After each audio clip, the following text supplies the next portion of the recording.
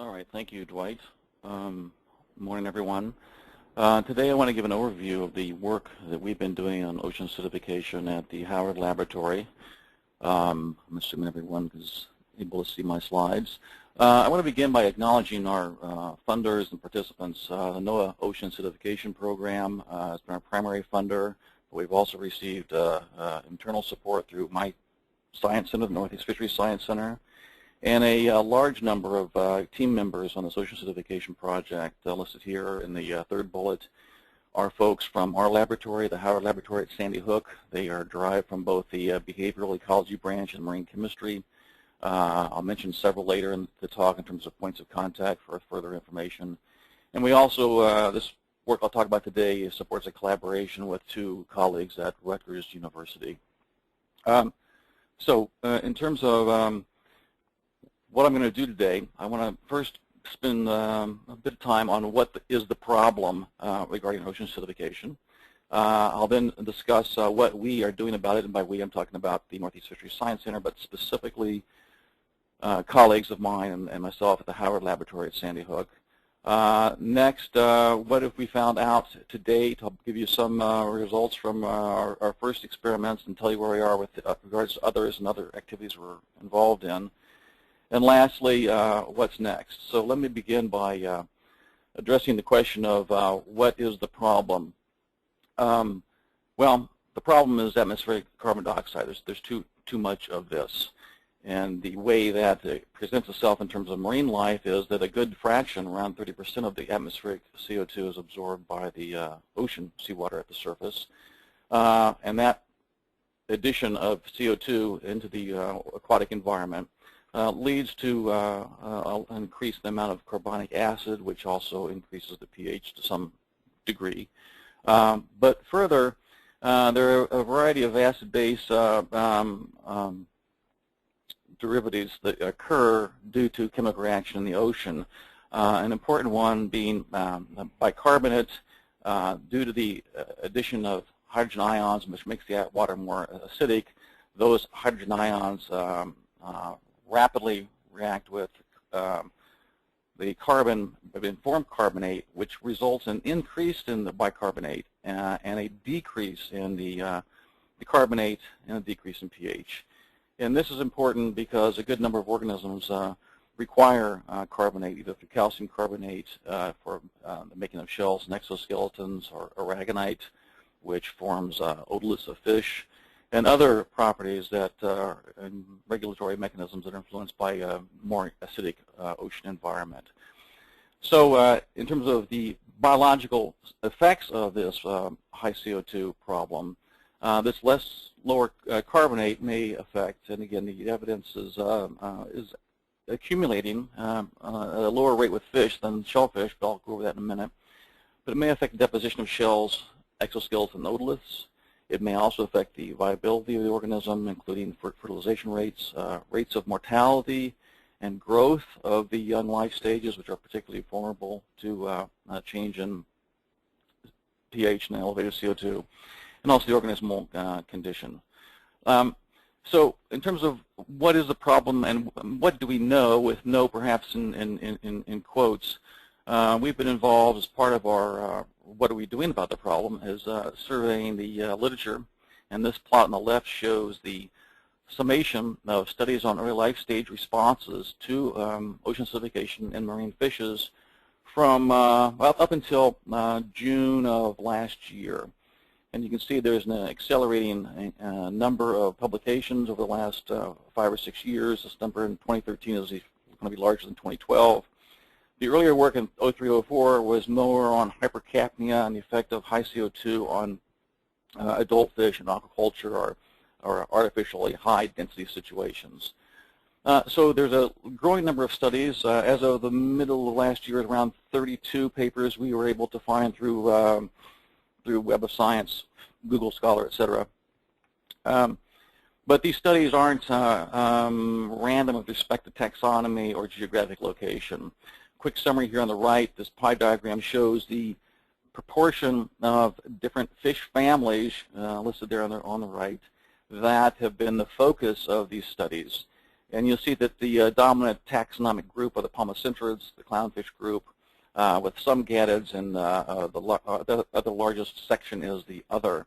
But so it's a biased representation of the taxonomic diversity of marine fishes in terms of the studies to date on ocean acidification effects on the early life stages.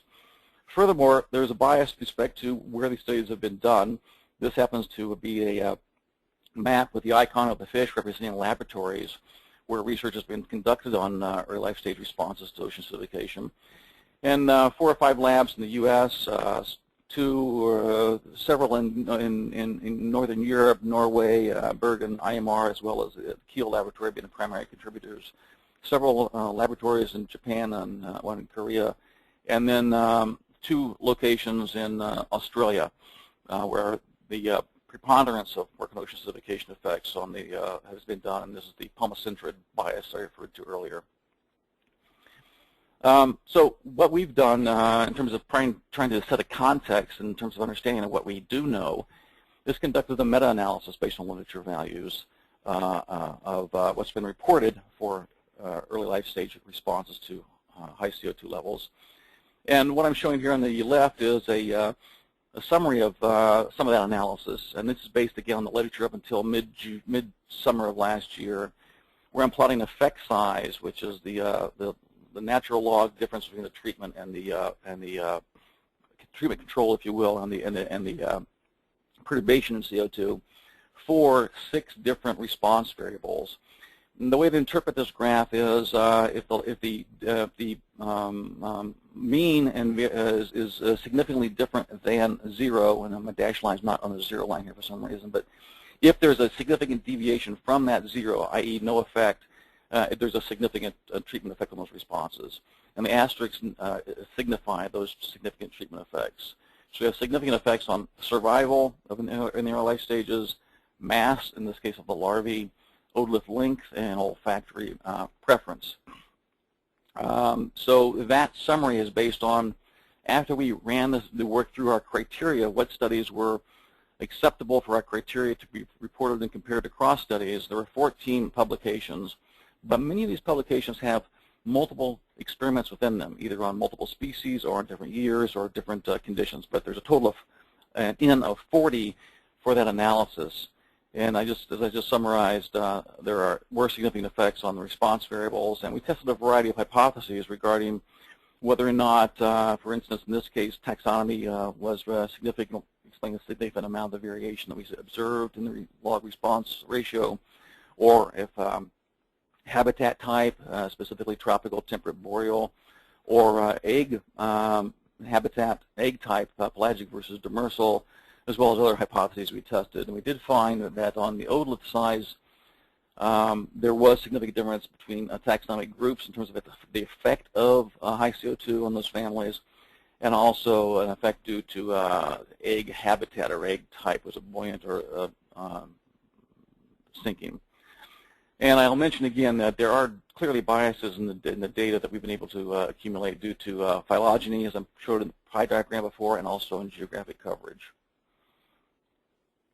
So what are we doing about it in the Howard Laboratory?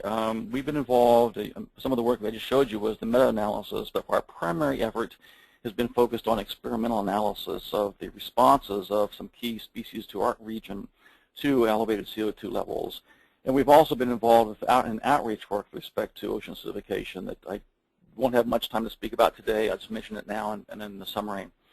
But in terms of our approach, in the center-wide work, and our point of contact for the Northeast Center OA program is Beth Phelan.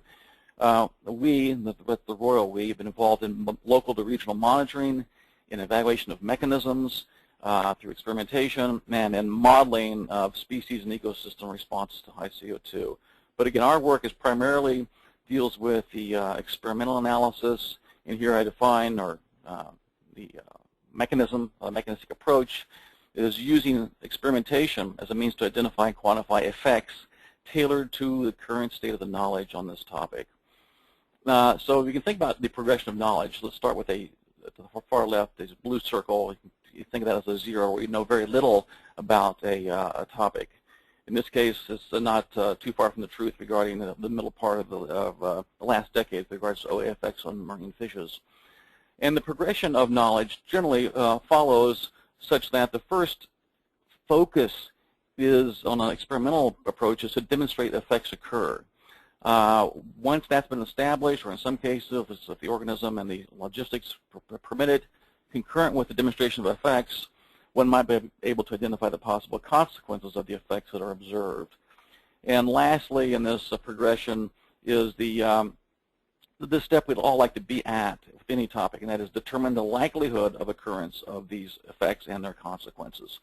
But in reality, most of the work on ocean acidification at this point, in terms of the experimental context regarding marine fish, is about testing for and demonstrating effects of high CO2 on response variables. So in order to approach this in a rational way, and I think the work in the large is very exciting. Again, it gives experimental ecologists a chance to approach a problem in a strategic and systematic way, where we have to identify the proper scope of treatments, given that we know very little. In any particular case, often it's one might be studying a species for which it has not been used as a subject in OA studies to date. So at that point, know very little. The scope of treatments has to be used in a way, selected in a way that makes sense in the local context, as does the choice of species. I'll get back to both these in a minute, as well as the response variables that are sensitive to and important to the organism that's the subject of the experimental work.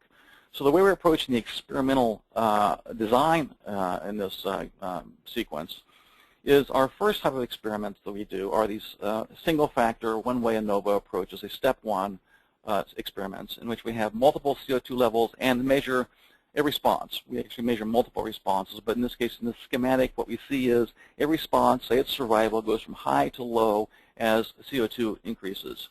The next step is to run concurrent analysis of the second treatment, or a two-way ANOVA in this case, where I plotted here CO2 versus temperature. The other variable could be contaminants, low DO, whatever the particular stressor of importance is to your system. And these responses I'm showing again are hypothetical. But in this case, we have a response. There's a rapid change or steep gradient in the high CO2, low temperature part of the space. And then the third step, once you've identified where those gradient and responses are steepest, step 3 experiments are refined two-way, in which the experimental grid is restricted to that area where all the action is happening. And to date, we've conducted studies in step 1. We have 2 studies on step 2 that we've done in our laboratory, and I'll be referring to those later, but focusing primarily on one of our first experiments, the step 1 experiment. In terms of the implementation, we chose to, by strategy, to use a wide range of CO2 levels, one closest to our ambient conditions, an intermediate level, and the highest level is such that if you see no effect at this high level, then chances are this particular species or this life stage of the species and the responses that you're measuring are robust to the high CO2 that you're challenging it with.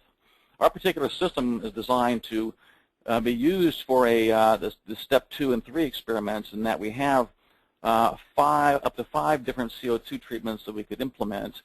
And the containers, which are these stacks here, the containers along this schematic are different temperature baths in which we have egg and larval containers. So in principle, this could be a 5x5 analysis, but any of you who do this kind of work know that that's almost insane to attempt a 25 treatment combination experiment replicated at least 2 or 3 times. So we've done subsets of this design.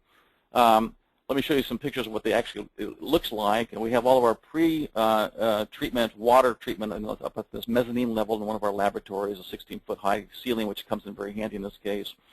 The treatment water is brought down into these columns, and there's a countercurrent of CO2 going up the columns, and that's how we obtained our up to as many as 4 different CO2 treatment levels that we've used to date.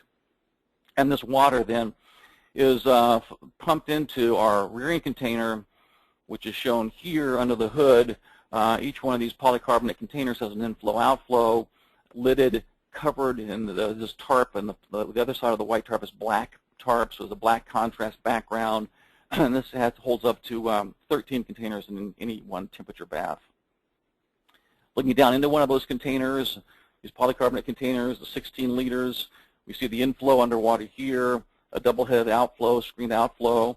And this happens to be an early stage. We're getting ready for the first stage of the experiment. So this actually is a floating, well, it's a coffee filter, you can recognize that, but a floating basket that we use to contain and hold the eggs that we monitor to hatch, count, release, or photograph, depending on what the particular protocol calls for. And the larvae are reared in this 12-liter volume part of the container. In terms of our organisms, to date, at our laboratory, we've worked with 2 species. Both of them are flatfish, but they're interesting in that they have a very different life history. Summer flounder spawns in the autumn in warmer water, around 19 to 13 degrees, as it's moving offshore out of the bays. The yellow dot shows a representation of where our laboratory is located. The eggs and larvae, the eggs are pelagic. They're up in the water column on the shelf. And the larvae are also experiencing shelf water and they ingress back inshore either late in the autumn or the following spring, depending on when the adults spawn, the eggs are released, and the temperature experienced by the offspring. Winter flounder, in contrast, different family, bright-eyed flatfish, different trophic niche, if you will, as well. But it spawns in the wintertime inshores in estuarine situations that has benthic eggs that experience the interface between the mud and the bay water. And colleagues of ours, as well as we're doing work with black sea bass, the colleagues at Milford Laboratory are the primary focus for our work on black sea bass, which again is a different life history altogether than the other 2 flatfish, in that it spawns in midsummer, warm waters, pelagic eggs, and inhabits eggs and larvae, inhabits shelf water. In terms of the response variables of interest, certainly we're interested in those that are important to the fish. We can call them fitness components. Some of them are direct measures of survival and mortality. Others are growth, condition, and so on. And we show a list of those here, the variable type from gamete viability, scored as fertilization rate. That work is being done in our laboratory, and this table reads out the various response variables that we and colleagues are interested in quantifying in these studies. And our experiments so far have been in various durations. We've had done 2 studies now on both summer and winter flounder on gamete effects or responses to high CO2 scored by fertilization rates. A very short-term, couple-hour, well, a few-minute exposure, then determination of viability over the next day or 2 after that. Some of our work has been the red arrows, by the way, reflect how long the organism is experiencing the CO2 treatment. Some experience CO2 treatment shortly after fertilization, or at fertilization in some cases, through hatching and perhaps pre-feeding larvae until starvation in some of our studies. And then others take this through the entire, or almost the entire larval period for the flatfishes.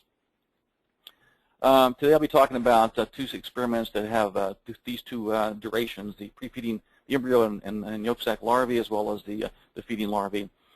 In our particular implementation of the experiment I'll talk about now, summer flounder was subjected to 3 different CO2 treatment levels, which reflect, again, local ambient, a double or 2.5 times multiplier of that, and a high, which is about 5 or 6 times our local ambient. And by the way, our local ambient in the autumn when these fish spawn can be as high as around mid-700s part per million. Here's a track of the actual pH treatment levels, CO2 is the treatment level, but the pH as a consequence of those CO2 levels across the month-long experiment. So roughly 7.5 is our ambient pH, 7.4 and 7.1 to 7.2 is our lowest pH treatment we use in this case. Protocol pretty straightforward, collecting eggs in the inshore in the summertime. Adults are held anywhere between 3 months to a year and 3 months. They've been in the laboratory for a while before they're used. Strip spawn, assess egg viability, stock the egg baskets, larvae hatch out, score them, and rear a subset of the eggs that hatch out. And the response variables in this study include, in summer flounder at least, these 5 responses, but today I'll just be talking about the 3 in red: the embryo survival, larval ontogeny, that is growth and development, and some histopathology results in terms of the adult, the late larval organ, soft tissue organ features that are affected by the CO2 levels. Okay, so what have we found out? In our first result, in terms of the survival of summer flounder through the embryonic period, It showed a dramatic decrease in survival across the CO2 levels. Here's the parts per, the microatmosphere CO2 level of our 3 treatments. Here are the pHs associated with them. And what I'm scoring here is relative survival to hatching. We used 3 female sources for our eggs and kept those female sources or those female SIB groups separate in case they were different in their egg quality. And indeed they were. SIB group 1, for instance, had a lower survival at ambient conditions of about 30%. SIB groups 2 and 3 are right about 70% in terms of their survival in ambient conditions. So we're glad we didn't pool them into replicates and split them out and allocate them to replicates in the traditional way. But in all 3 cases, once we convert mortality or survival to relative survival, i.e. each SIB group starts at 100% at the low level, there was about a 50% decline in survival at the intermediate level and another 50 or more % decline in the survival by the highest treatment level to hatching. And these data, as well as other data I'm going to show you in the next few slides, will appear in a paper in Biogeosciences that's in press. In terms of the effects of high CO2 and summer flounder size and development, and we're talking larvae in this case, we sampled and photographed larvae on a weekly basis in this particular experiment. These are day 0 larvae with a variety of the morphometric measurements we take in terms of body length, body depths, yolk sac length and depth, oil globule size. And clearly by day 28, the larva looks quite a bit different. This is right in the verge of a metamorphosis. We still take the same lengths and body depths, but now we include jaw length. And also a feature that is a reflection of developmental status, and that's the angle of the notochord from the straight line of the midline, and that's called the flexion angle that we scored. So we had 6 to 8 response variables that we scored in each of our weekly samples through day 28 when the experiment was terminated. Here I'm showing a principal component analysis results for day 28 larvae only, just to give you a sense of the collinearity of these responses. Clearly we'd expect lengths to be correlated with each other, and indeed they are. Standard length, fork length, body length, total length, mandible length, and depth at fin fold and depth of muscular mass right at the event. The variable that contributed most to the second principal component is the one that goes up a bit north-south here, and that's flexion angle. So this is telling us something different about the organism than these do. So we refer to these primarily as size indicators. The fish get bigger or smaller depending on the treatment effect. And this is a developmental rate indicator in terms of how we score. And these are the only 2 axes, PC1 and 2, that were significant. And we subjected these 2 axes to a MANOVA or ANOVA, depending on the particular hypothesis of interest. All right, here's what we found out. This plot shows the effect of CO2 on size and development for each of the 4, here in this case I'm showing 3 of our sample days. Day 0, i.e. at hatching, 14, which is halfway through our experimental period, and 2 plots for day 28, which is our terminus. The first 3, A, B, and C, plot PC1 scores. So this is the size of the fish as a function of the CO2 treatment level it was exposed to. And I'm showing also in the embedded information is the weighting of the principal component, the loading on that particular response, the original response, like in this case body length, standard length, total length, the depths, yolk length, yolk depth, oil globule size. And there is a negative sign here, so that they're responding differently than the length in response that we measured. But the upshot is that early in life, at hatching, the animals at the ambient CO2 are smaller than those at the intermediate high CO2. And these results are significant even between the low and intermediate level. Similarly, the low CO2 level at halfway through the larval period, roughly, in this case at this temperature is at 19.5 degrees C, is still significantly smaller than the intermediate and the high CO2 level. And by day 28, things start to change, and the plot here, C, shows the PC1 again, which is again the size variable, and it shows that the high CO2 level animals actually are no longer the largest. The largest ones are in the intermediate level, and the low CO2 level groups are actually still smaller and not significantly different than the high, by the way. But because we took a multivariate approach and measured a quantity that also reflected development, this pattern is not just simply a size change. It's revealed through this analysis of the PC2 response. This is the one, again, where flexion angle is the big loaded, had the large loading on PC2. So with the developmental axis that I referred to before. And what we find is, the way the PCA works, by the way, the plus and minus, whether you have a negative sign or positive sign is irrelevant. It's just the trend we're really most interested in. The high CO2 group that was here in terms of size actually has the largest flexion angle. It's the most developmentally advanced, more so than the intermediate and the low CO2 treatment level. So these larvae, when exposed to higher CO2 levels, are growing more quickly, developing more quickly in terms of the biology of the organism. As I mentioned to you before, this species spawns in the autumn, and depending on when the female spawns, the larvae may reach a competency for metamorphosis before winter. At 8 degrees C and below, they cannot metamorphose. So they possibly can ingress to the bays before winter, or they get stuck in the offshore habitat as water temperatures go near or below 8 degrees. So the low CO2 treatment animals actually are going to have a different timing of their ingress, quite likely. And this could have consequences, of course, in terms of the relative mortality of inshore habitats versus offshore habitats in the winter and so on. But this is another example of where the likelihood and consequences questions will be the next steps of this kind of study. A colleague at Rutgers, Keith Cooper, and his grad student have been doing the histopathology for us. And here's I won't show the actual tissue slides, but there is an effect at high CO2 levels. But we did a similar morphometric analysis of the facial cartilage and skeletal elements, mandible, lower jaw, upper jaw, and snout, and subjected these 5 variables and totaling also to a PCA. And there was one significant principal component. All reflect size. They're all scored about 0.95 and above. And we see a similar kind of pattern, whereas it's not as clear as with the size alone, but the lowest CO2 level, highest pH group is a solid line, and you see the animal actually has a large. What's happening at this stage, by the way, is the face is being compressed and remodeled due to metamorphosis. So this reflects what we saw in the last images. The intermediate and high level CO2 animals actually have shorter faces, if you will, during this craniofacial remodeling of metamorphosis. So this reflects the results we saw in the external body size measurements.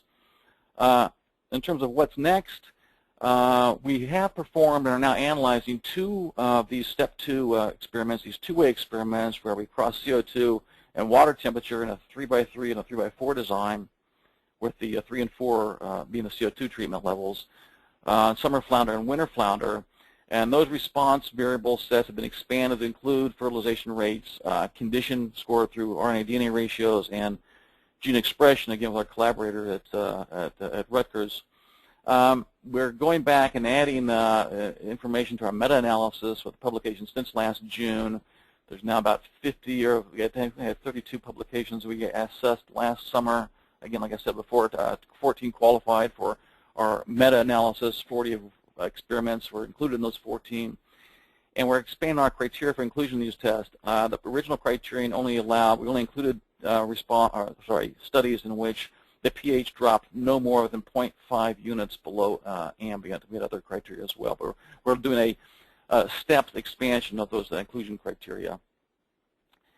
And as I said a while ago at the start, we are building our ocean acidification outreach effort. We've had several students working with us over the last summers, a new one this summer as well. We're developing materials for in-house and off-site use, both for tours, in-house, open houses, as well as our visiting of local schools. We're coordinating with our neighbor here at the Sandy Hook campus, the Sea Grant, New Jersey Sea Grant, to provide public education unit for OA. And they, as well as STEM High School at our campus, has a teacher workshop in the summer. So we're getting the word out through teaching the teachers as well as interfacing directly with the students. In terms of the, in a nutshell, request by the organizers of this effort, NECAN, I'll say that we have developed a strategic experimental plan, have implemented it in a way that casts what we thought and still think is a broad, defensible, inferential net. The plan covers a large portion of the environmental experimental space for these species with regards to CO2, temperature, and we have some plans in the works to do some dissolved oxygen work and some contaminant work as well on other species. 2, we've targeted species of import for the area, both recreationally and commercially important, and also ecologically important, and they have diverse ecologies and life histories that have provide, I think, some insights into which species may be more at risk to higher CO2 levels.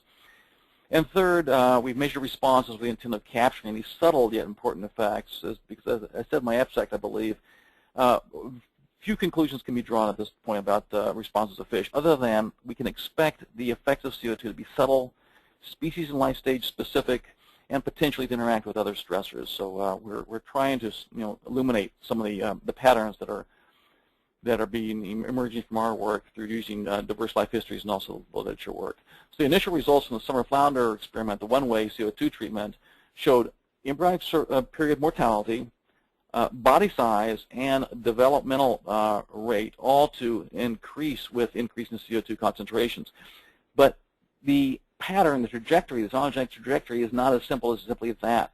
The ecology of this organism, summer flounder, may indeed be impacted by the reflection of the consequence of this rapid ologenetic rate in terms of changing its habitat use as a late larval or early juvenile and its recruitment to the inshore habitat in nature, either before or after winter. And thirdly, our analysis of the small but growing worldwide literature on CO2 effects from early life stages shows there are significant repeatable and statistically significant responses across all taxonomic groups. But some of our hypotheses showed that the egg habitat, as well as the otolith size, had a taxonomic and life history bias. And as I pointed out in my introduction of that data set, there's clearly, just due to the fact of who's working on these studies, OA studies, there's a geographic and taxonomic bias in the published studies. And it's good. Not much we can do about that, but it's good to know that exists. And lastly, I want to just thank my group members, full-time staff, summer students, postdocs, technicians, and federal employees. So with that, I'll say thanks for your attention. Of course, I heard no feedback yet, and be glad to answer questions if there's time.